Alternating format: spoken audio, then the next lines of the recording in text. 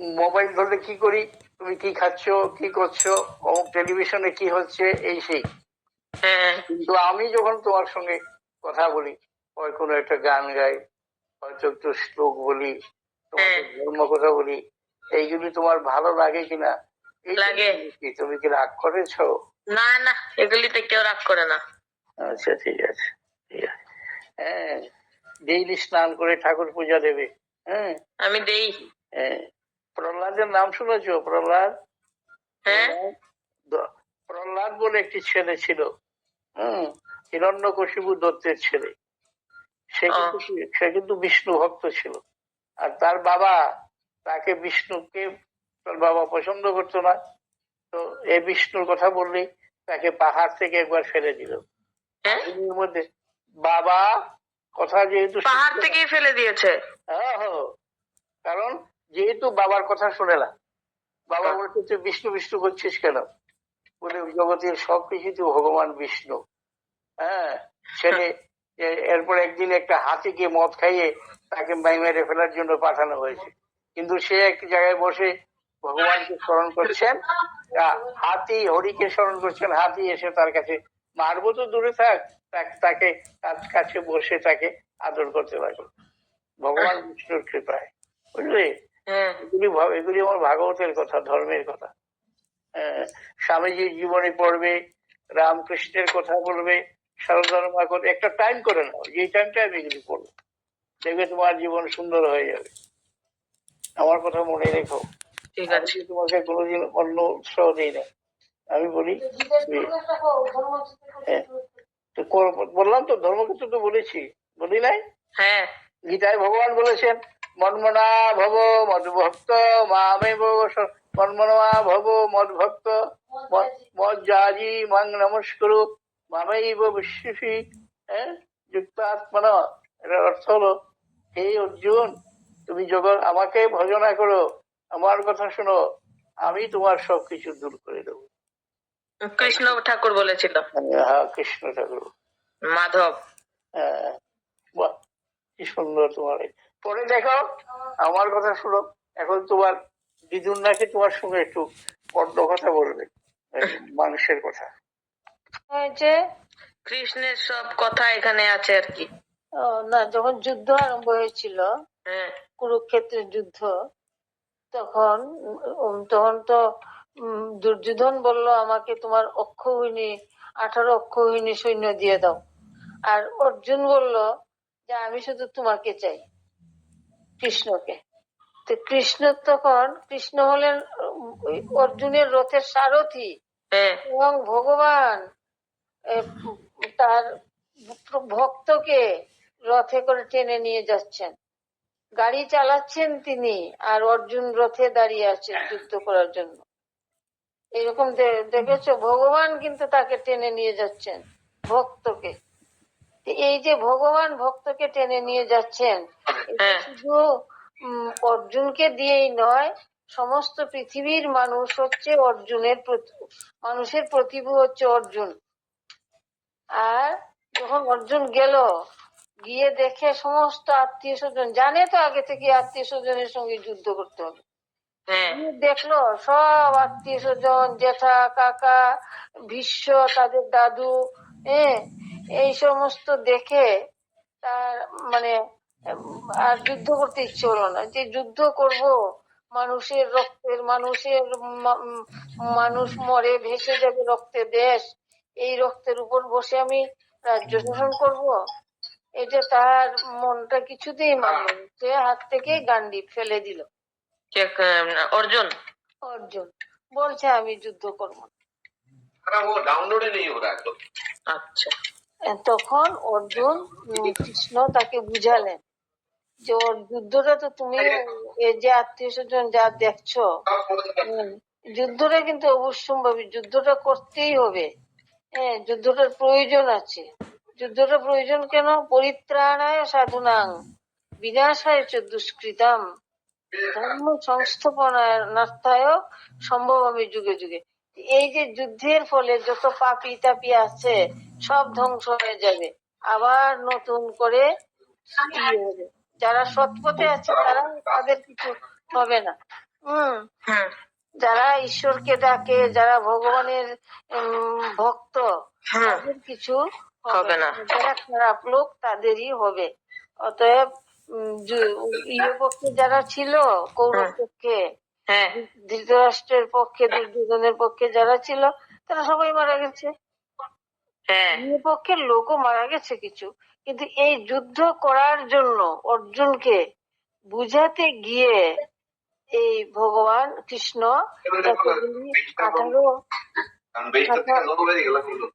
18 অধ্যায়ে তাকে বুঝিয়ে শেষ পর্যন্ত ঠিক করলেন।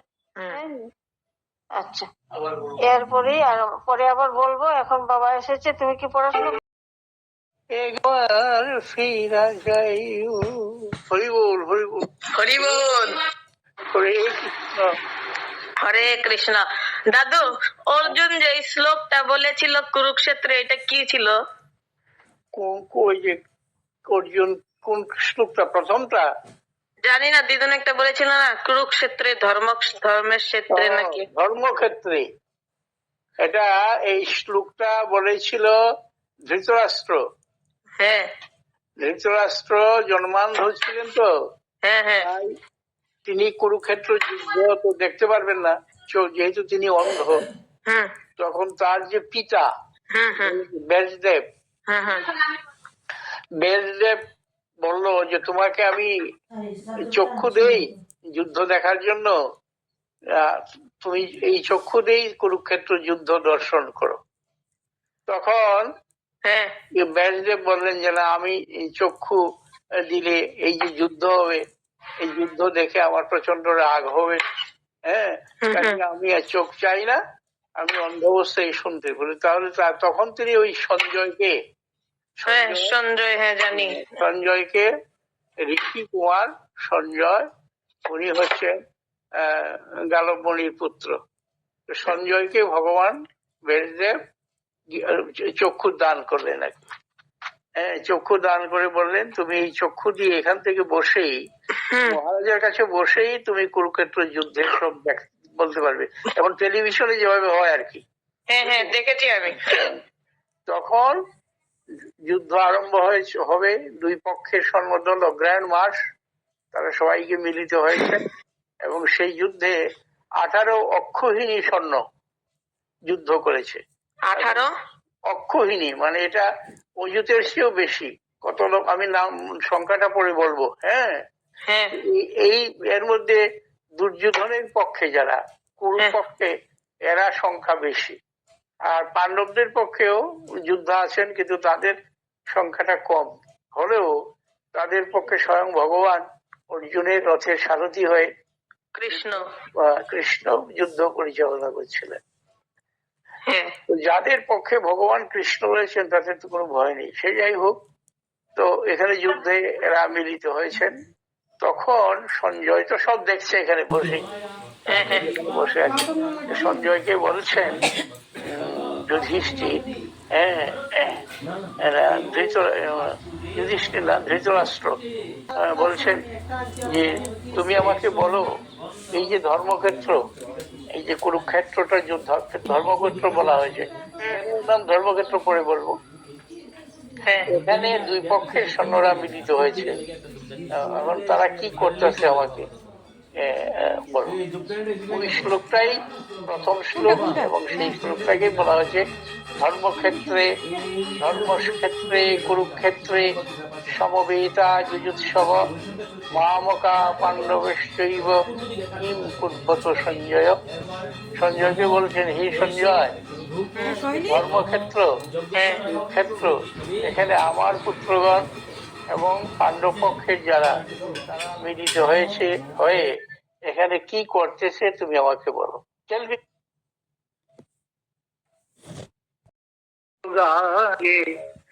যত ভাবি ভুলে যাব, মন মানে না, মন মানে না। তুমি মোরে চোখে মায়া জোরে, সে বাঁধনে দুনয়নে ঘুম আসে না, শত ভাবি ভুলে যাব, মন মানে না, মন মানে না। বাহ, খুব সুন্দর। Thank you. ভাত খেয়েছো? না, খাবো এখন, ইঞ্জেকশন নিয়ে খাবো। আচ্ছা, খেয়ে নাও তাড়াতাড়ি। Thank you. আগরতলা পরিস্থিতি ধীরে ধীরে যাই ভাগিনী দাদুর কাঁধে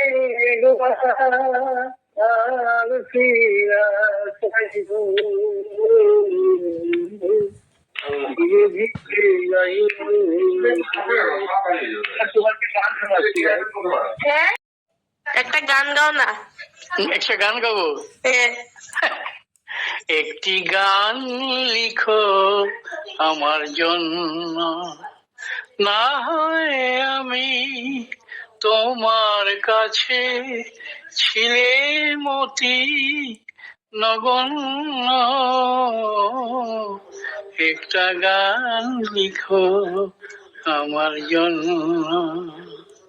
একটা গান লিখো আমার জন্য। হয়নি? হ্যাঁ, খুব ভালো আছে। নমস্কার। নমস্কার। বলো। বন্ধু রে কবে আইবা রে, বন্ধু কবে আইবা রে, কোন দূর পরবাসে কবে আইবা রে, বন্ধু রে কবে আইবা রে, বন্ধু। এটা কার গান? কার গান? হ্যাঁ, কার গান? আরে এটা হচ্ছে আমাদের ত্রিপুরা শচীন দেববর্মন। ও, এখন আমি একটা গান গাই, শুনো। সেটা আমি দুর্গা পূজাতে আইব রে বন্ধু, দুর্গা পূজাতে।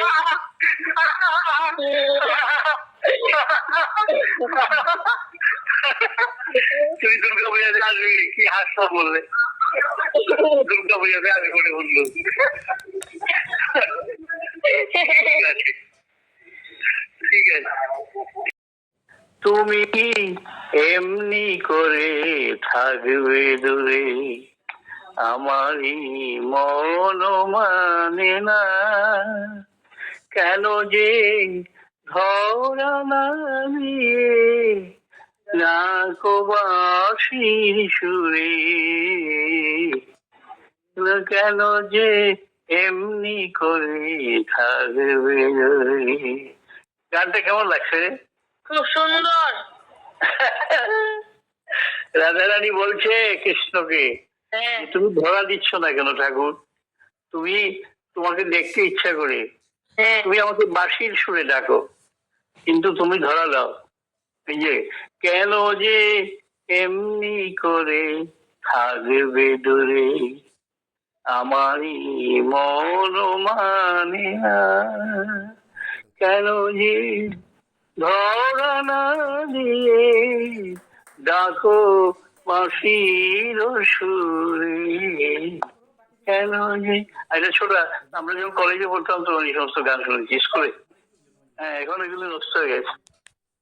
এখন তো এগুলি পাওয়া যায় না, এখন কোনো। নাচ ময়ূরী নাচ রে, ছোটবেলায় গানটা শুনেছিলাম কোন সিনেমায়। বাহ বাহ, কি সুন্দর। অপূর্ব, অতি উত্তম।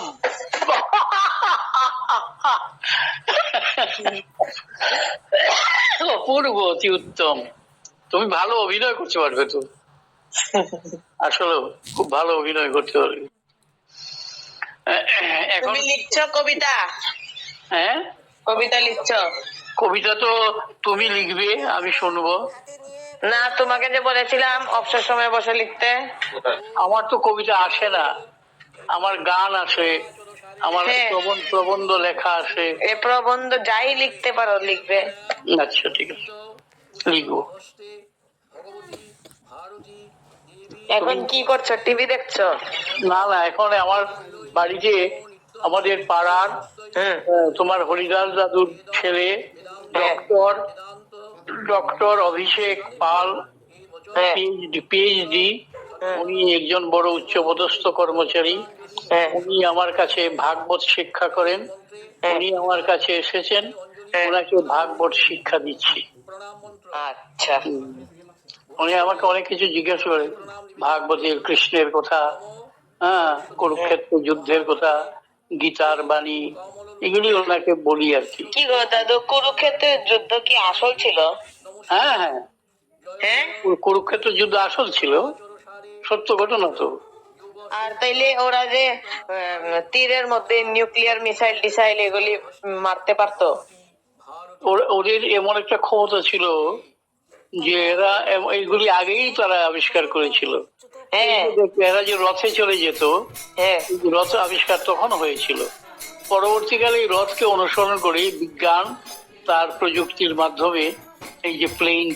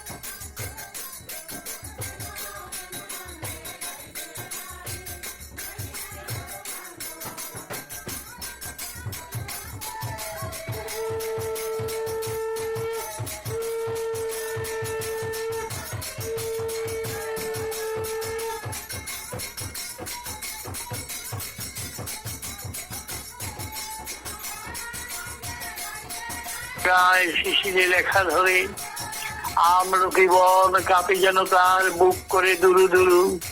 এসেছে সময় পাতা খসানোর সময় হয়েছে শুরু। পড়ে নাই কবিতাটা? না। ও, রবীন্দ্রনাথের একটা গান বলছি, শরতের। আজি শরত তো পনে, শরত স্বপনে, প্রভাত তো পনে, পরাণ কি যে যায়। ওই আমার সুরটা হয় নাই। শরৎ তো সব সুন্দর, শারদ লক্ষ্মী জানে না, মা জানে না এই গানটা। শরৎ স্বপনে তপনে প্রভাত তো কি জানি, পরাণ কি যে যায়, কি যে চায়, কি যে চায়। কত গান শরতে গাইছে কোয়েল, ডাকিছে দোয়েল, তোমার কানন শোভাতে, মাঝখানে তুই দাঁড়াই জননী শরৎকালে প্রভাতে। কবিতাগুলো বললে দেখবে মনটা ফ্রি হয়ে যায়। আমি কবিতাগুলি পাইনি। পাও না? এবার আমি তোমাকে দেবো।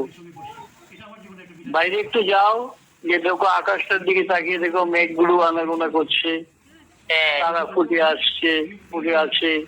শরতের একটা হিমেল বাতাস লাগছে গায়ে।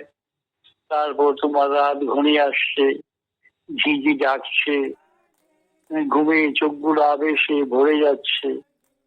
কি সুন্দর প্রকৃতি, সব ঘরে বসে আছে। যাও, অনেক কথা বললাম।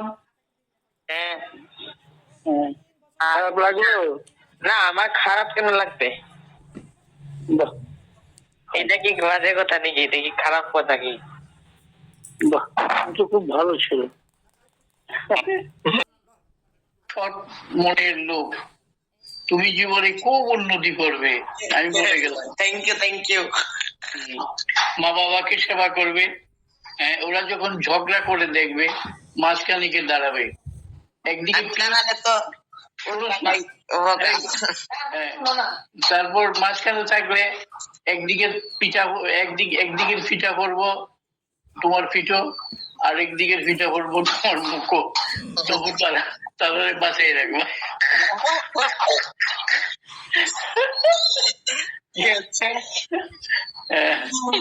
তোমার কত আশাইলাম, সামনের বার তো তুমি লাইনে উঠে যাচ্ছ, তারপর তোমাকে দেখতে দেখতে বড় হয়ে গেলে, হ্যাঁ তুমি খুব ভালো হবে। Thank you. একদিন পরে আমার কার্টুন দেখবে। আচ্ছা আচ্ছা, ঠিক আছে।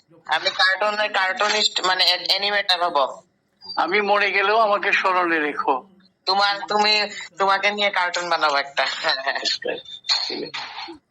ঠিক আছে, মাকে ওখানে একটু চা করে খাওয়াও। মাকে চা করে খাও। নমস্কার। নমস্কার। তুমি এসে যাও না বাপি ওদের সাথে। আমি এসে কি করবো, আমি তো নির্জনে আছি।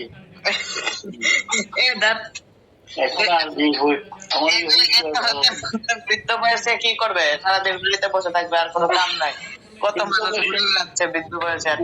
বৃদ্ধ বয়সে আমি এখন ভাগবত পড়ি, অন্যকে ভাগবত শিখাই, নিত্য প্রসাদ খাই, মানুষকে ভালোবাসি।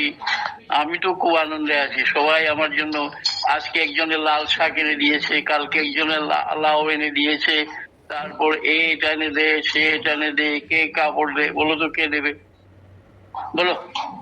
আমি না না, এই যে জিনিসগুলো আমি পাচ্ছি, জিজ্ঞেস করো তোমার জীবনকে।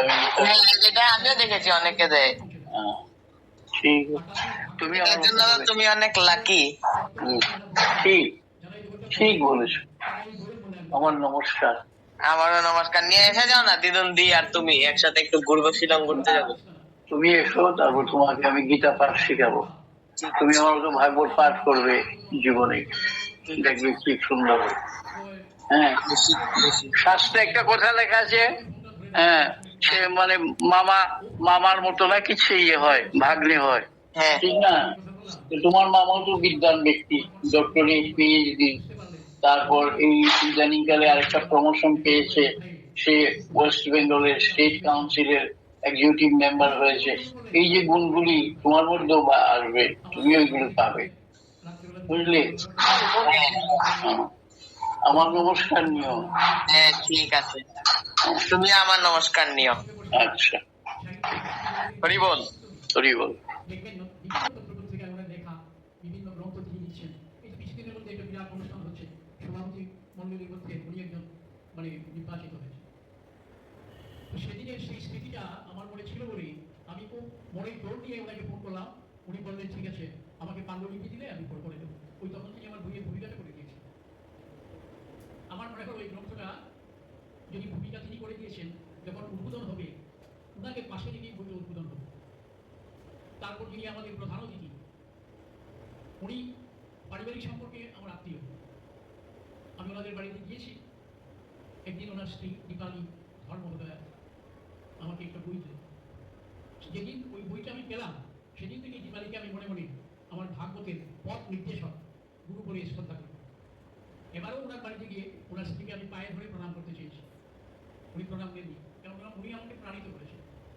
তখন আমি বললাম যে ওনাকেও ডক্টর ধর্মীয় নিমন্ত্রণ করবো এই অনুষ্ঠান। আর রূপক সরকার আমাদের তেলিয়ামুড়ার ঘরের ছেলে,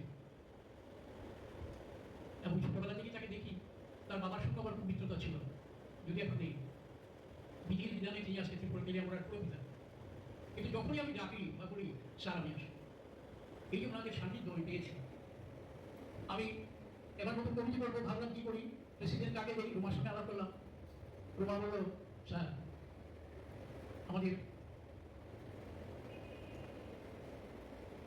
আইনি যিনি বিশেষজ্ঞ, আমাদের দাদা, ওনাকে দিব, যিনি আমারও সম্পর্কে অনেকটা ঘনিষ্ঠ আত্মীয়, যিনি প্রেসিডেন্ট পদে গৃহীত হয়েছেন।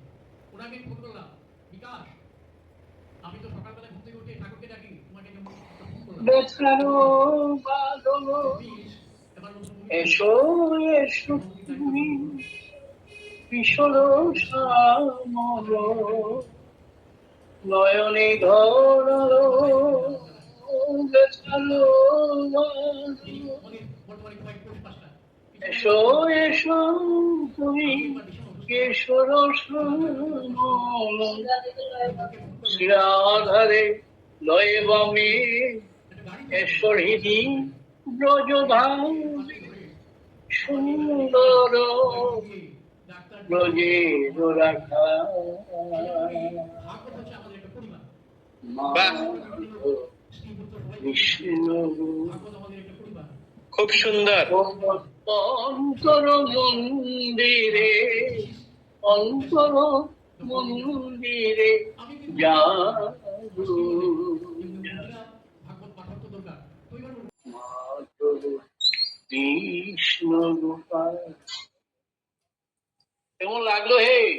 খুব সুন্দর, খুব সুন্দর। হ্যাঁ, তুমি তো খুব সুন্দর গান গাও, তোমার কণ্ঠস্বর কত ভালো। তুমি এই ধরনের ভজনগুলি তুলবে। আচ্ছা, শ্রীরামকৃষ্ণ একবার গিয়েছেন এক ভক্ত বাড়িতে, সেখানে গিয়ে নরেন্দ্রনাথ খুব ভালো গান গাইতো স্বামীজি। সবাই বলছে স্বামীজিকে তুমি একটা গান গাও। স্বামীজির সঙ্গে তখনই প্রথম পরিচয় হলো ঠাকুর। তখন নরেন্দ্রনাথ একটা গান গাইলেন, গাইনের একটা কলি বলছে, মনো চলো নিজ নিকেতনে সংসার বিদেশে বিদেশির বেশে ভব গেল অকারণে মনো চলো নিজ নিকেতনে। এই গানটা গাইলেন, অনেক সুন্দর গান। শুনলে সুন্দর, ভালো লেগেছে? হ্যাঁ হ্যাঁ। যখনই দেখবে মনটা কালো, মনটা বিষাদগ্রস্ত, তখন তুমি প্রাণ খুলে গান গাইবে, বুঝলে? একজন ইংরেজ কবি বলেছেন, our sweetest songs are those that tell of the saddest thought. সেলি বলেছেন, বিখ্যাত ইংরেজ কবি সেমি। হ্যাঁ, যখনই দেখবে মনে দুঃখ আসে, তখন তুমি গান গাইবে। গানে ভুবন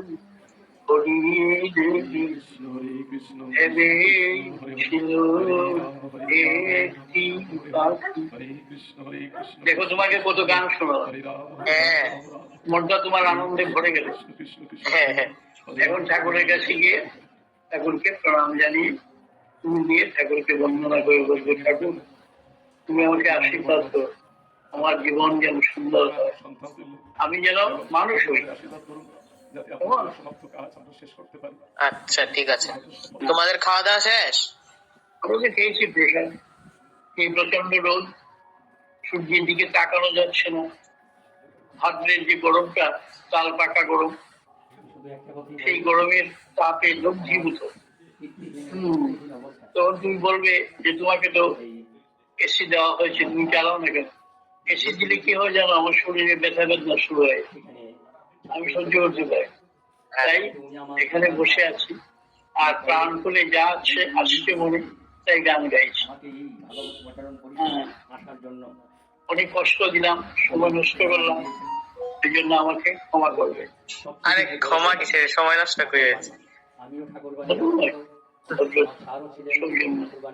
ভালোবাসা মাঝে মাঝে ফোন করবে, বৃদ্ধের খবর নেবে। হ্যাঁ, আমি রাত্রেবেলা করি, তখন তুমি ভাত খেতে থাকো। আজকে করবো আবার রাত্রে, আজকে তাড়াতাড়ি করবো। এখন গিয়ে ঠাকুরকে ইয়ে করো।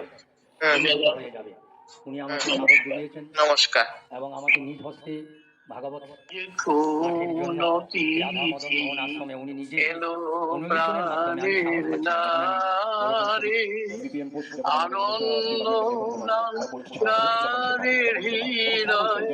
আনন্দ শরতে আজ উন্নতিছি এলো আমি হ্যাঁ? তোমার বাবা কি ঘুমিয়ে আছেন? না, ওই ঘরে ল্যাপটপে কাজ। সেটাকে বলে সহানুভূতি। সেজন্য আমি বলেছি যে সহানুভূতি, বিশ্বাস, আশাবাদী, হাস্যকুতুক আমাদের মধ্যে উনি তো হাস্যরস ওনার মধ্যে ছিলই উপরন্তু, সেটাও ওনার গুণের মধ্যে ছিল। আর মননশীলতা, সেটা তো আপনারা যারা আমরা এখানে আছি প্রত্যেকেই আমরা আর কি বলবো জানি না। সেই জন্য আমি বলেছি এই গুণগুলির মাধ্যমে উনি অমর হয়ে গেছেন। কবির সেই লাইনটাকে সরিয়ে ফেলে যেহেতু শ্রদ্ধা রেখে আজকে স্যারের পরিবারের হাতে যে স্মৃতিপত্রটি পাঠ করতে যাচ্ছি, ভাগবত প্রচারণ পরিষদের সদ্য প্রয়াত প্রতিষ্ঠাতা মাননীয় নিত্যানন্দ দেব মহোদয়ের পূর্ণ স্মৃতির উদ্দেশ্যে শ্রদ্ধার্ঘ। হে বিদায়ী ভাগবত গুরু, আমরা আপনার প্রয়াণে গভীর শোকাহত। এ বিদায় বেদনা মথিত। আপনার সাজানো ঘর সংসার, স্ত্রী পুত্র কন্যা আত্মীয় পরিজন এবং আমরা আপনার স্মৃতিভারে বাক্যহীন।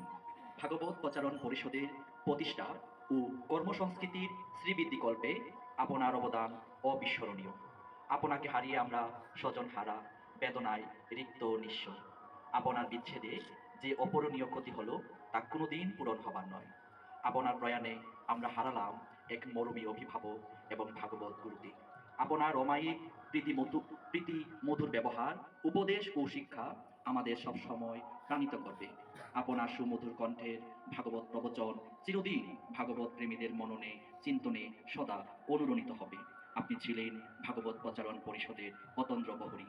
আপনার হাতে গড়া অসংখ্য ভাগবত পাঠক পাঠিকাবৃন্দ আপনার এই পূর্ণব্রত কর্মধারাকে যাতে এগিয়ে নিয়ে যেতে পারে সেই আশীর্বাদ করবেন। হে আনন্দ পুরুষ, মহান সমাজসেবী, আপনি সারা জীবন বিভিন্ন সামাজিক সাংস্কৃতিক কর্মকাণ্ডের মধ্য দিয়ে দুঃখ দুর্দশায় মানুষের পাশে থেকেছেন। আপনি একাধারে বহু গুণে গুণান্বিত, ভূষিত হয়েছে বহু সম্মানে। ত্রিপুরা রাজ্যের স্বনামধন্য বিশিষ্ট নাট্য ব্যক্তিত্ব হিসেবে খ্যাতি অর্জন ও বহু গ্রন্থ রচনা করে গেছেন, যা আমাদের জীবন পথের দিশারি। আপনি তেলিয়ামুড়ায় শ্রী অরবিন্দ সোসাইটি SC2 প্রতিষ্ঠানের ভূমিদাতা ও আজীবন এই সোসাইটির চেয়ারম্যান পদে আসীন ছিলেন। আজ আমরা হারালাম এক মহান শিক্ষক, মরমী লেখক, নাট্য ব্যক্তিত্বকেও। জন্মিলে মরিতে হবে, অমরকে কোথা কবে। পার্থিব দেহে আজ আমাদের মাঝে না থাকলেও আপনি অমর হয়ে থাকবেন আপনার সৃজনশীল কর্মসংস্কৃতি ও রচনার মাধ্যমে পাঠক হৃদয়ে। পরিশেষে আপনার সুখ সন্তর্প পরিবারবর্গের প্রতি গভীর সমবেদনা জ্ঞাপন করছি এবং পরমেশ্বর ভগবান শ্রী গোবিন্দের চরণে আপনার বিদেহী আত্মার সদ্গতি কামনা করছি। ভরাতা স্মৃতিসুধায় বিদায়ের পাত্রখানি। ইতি তাং 5/1/2025 ইংরেজি ভাগবত প্রচারণ পরিষদের সুখসন্তপ্ত সদস্যবৃন্দ।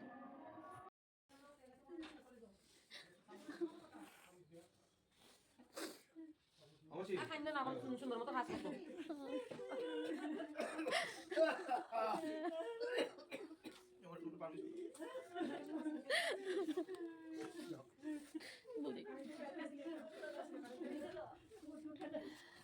খাইবে না সবই সুন্দর মতো বাবাকে স্বাস্থ্য সুন্দর মতো।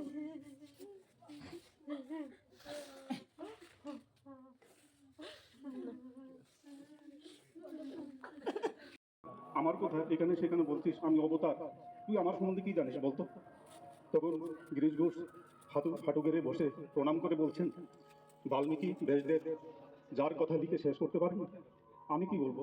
আমার ক্ষেত্রে তাই স্যারের সম্বন্ধে, সেই নিত্যানন্দ স্যারের সম্বন্ধে আমি কি বলবো তা ভাষা প্রকাশ হয় না। আমি কোনোদিন মাইকে ধরতে শিখিনি, স্যার নিজে হাতে আমাকে সব শিখিয়েছেন। যখন মনটা ভালো লাগতো না স্যার এখানে চলে আসতাম, স্যার ভাগবতের বিভিন্ন কথা বলে আমাকে সান্ত্বনা দিতেন এবং বলতেন, প্রদীপ তুমি সবসময় ভাগবতকে আশ্রয় করে থাকবে এবং তোমার ইষ্ট দেবতাকে স্মরণ করে ইষ্ট নাম জপ করবে, সত্যের পথে থাকবে, দেখবে এ পথে অনেক বাধা বিপত্তি আসবে, তুমি একদম ধীর হয়ে শান্ত হয়ে থাকবে, তাহলে জীবনের পথ খুঁজে পাবে, জীবনের উদ্দেশ্য কি সেটা তুমি বুঝবে। শুধু তাই নয়,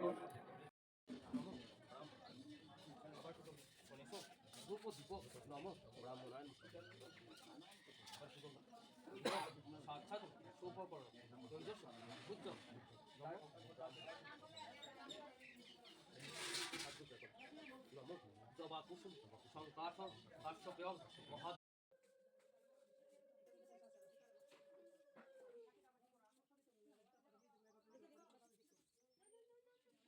কি চাকে বই ভরে নাকি লং পাস কর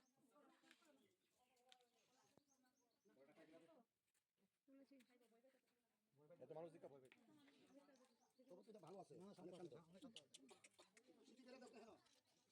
কলা পাতা খাইছি কলাটা খাইছা কলাটা খুলে দিতে কলা খুশা রাখাই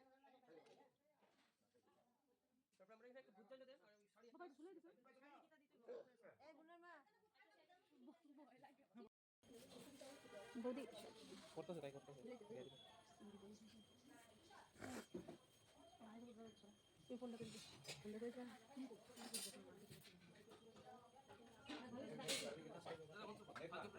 নম সৌর ভেজ্য তুলসী পাতা জানতে জান বল করে নাম্বারটা আমাকে দিলেন আর জনাইছি নাম্বারটা দিতেছ না তো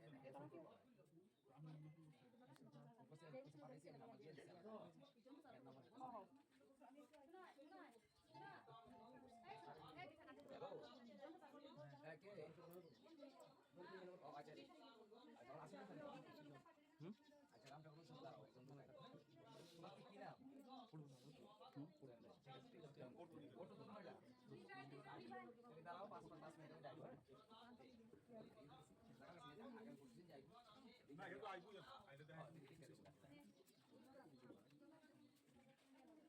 আমি পড়ে দিলাম আমি পড়ে ওইটা কামড়ে দিই তোমরা আগে দাও আচ্ছা আইও আমি কামড়ে দিই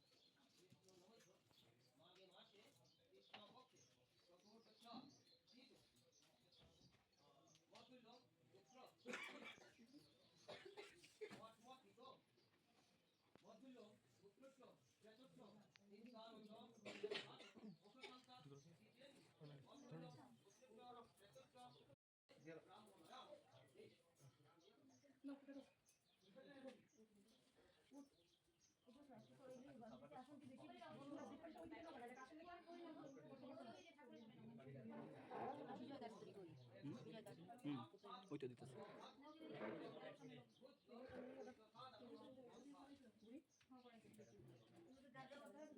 ओम श्री परमात्मने नमो नमः राजराजुग श्री भगवान वाच इदं चौते गुज्जत्तमपमुखमन्न सुयोगे ज्ञानं विज्ञान सहितं जगत्ता मुक्षोषयो सुभत् राजविद्या राजगुज्जं पवित्रमीदमुत्तमं तत्तभावगमं धम्मं पुरुषं उत्तमोऽयम्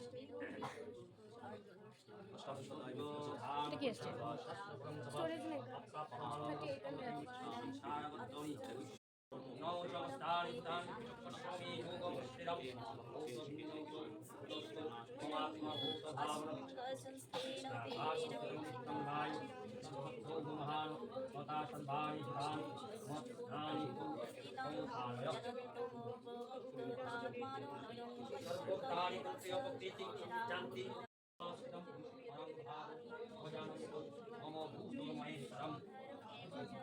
Om Khasa, Om Bhokanman, Om Bhogyana Kito, Ita Doshi, Rakko Shima,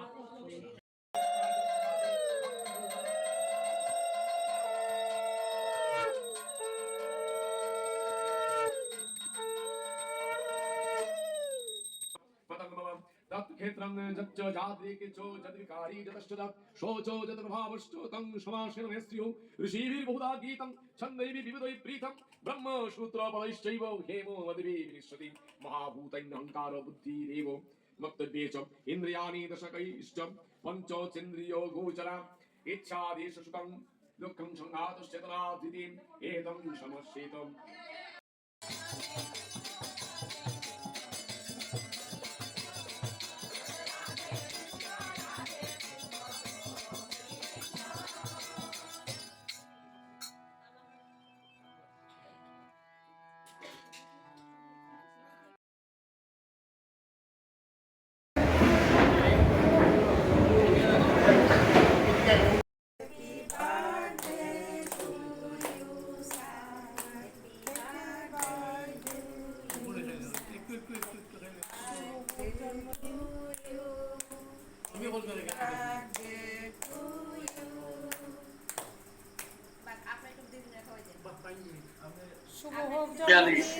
প্রণাম তোমার ভরসা, প্রণাম তোমার ভরসা কেন বলেছিলাম? ভগবান ঘনীভূত হয়ে, ভগবান তো নিরাকার, নিরঞ্জন নিরাকার গুণাতীত জন্মহীন, তো তিনি জগতের কল্যাণের জন্য মহামায়া ওনার যে মায়া শক্তি এটাকে অবলম্বন করে তিনি জগতে নররূপ ধারণ করিয়া আবির্ভূত হইলেন। ওই যে ভাবমূর্তি ঘনীভূত রূপ ধারণ করিয়া নরদেহ ধারণ করিলেন, এই জন্য কৃষ্ণকে বলা হয় ঘনশ্যাম। প্রণাম তোমার ঘনশ্যাম, প্রণাম তোমার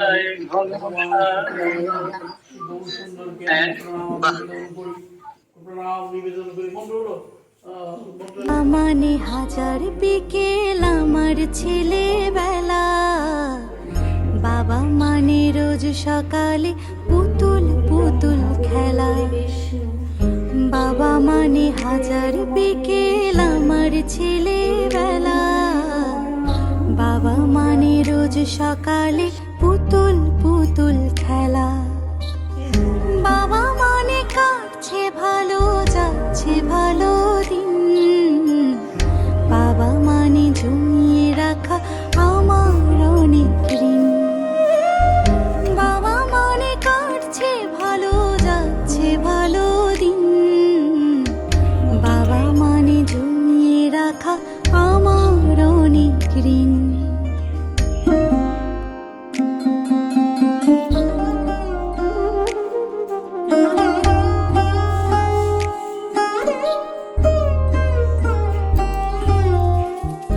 আমি যত এলো মেলো ভুলের অভিধান, বাবা তুমি সময় মতো সহজ সমাধান।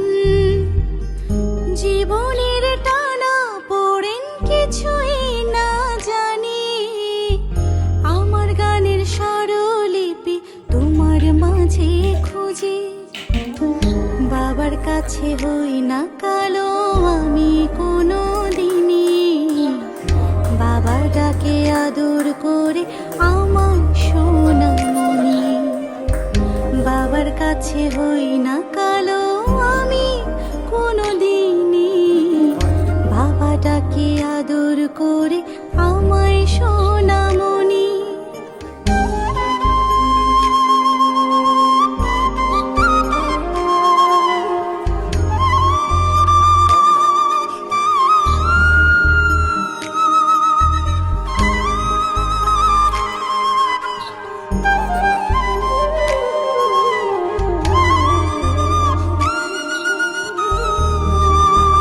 আচ্ছা, আমরা একটু খাওয়াই, পরে আমরা পরে নেবো।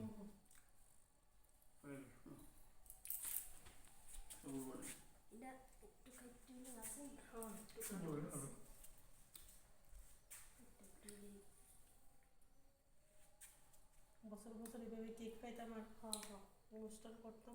আরে আঙ্গুলটা 4টা খাই লাইতাছে দেখি। যখন নাই বলে যখন প্রথম ধরেছে, যখন প্রথম ফুটেছে কলি আমার মল্লিকা বনে। আর বলে তারপর আমরা বলল ফুল বেলপাতা হাতে নিয়ে করো জুড়ে এই মন্ত্র বলবে। ওম জয় জয় দেবী চরাচর সারে কুচো যুগ শোভিত মুক্তাহারে বিনা রঞ্জিত পুস্তক হস্তে ভগবতী ভারতী দেবী নমস্তুতে। নম ভদ্রকাল্যই নমো নিত্যং সরস্বত্যই নমো নমঃ। বেদ বেদাঙ্গ বেদান্ত বিদ্যা স্থানেভ্য এই বচ এষ সচন্দন পুষ্প বিল্লপত্রাঞ্জলি সরস্বত্যই নমঃ। এই মন্ত্রে 3 বার দেবীকে অঞ্জলি প্রদান করিবে। প্রণাম মন্ত্র। ভূমিষ্ঠ হয়ে দেবীকে প্রণাম নিবেদন করে বলবে নমো সরস্বতী মহাভাগে বিদ্যে কমললোচনে বিশ্বরূপে বিশালাক্ষী বিদ্যাং দেহি নমস্তুতে। জয় জয় দেবী চরাচর সারে কুচো যোগ শোভিত মুক্তা হারে বিনা রঞ্জিত পুস্তক হস্তে ভগবতী ভারতী দেবী নমস্তুতে। তারপর আমরা বল্লবার দুধ হাতে নিয়ে বসন্তাদু চ্যুত পুষ্প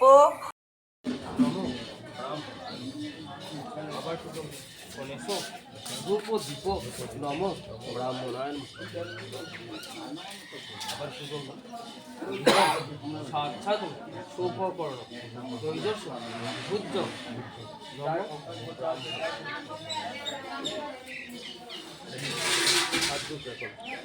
নম জবা কুসুম সংকাশং কাশ্যপেয়ং মহা।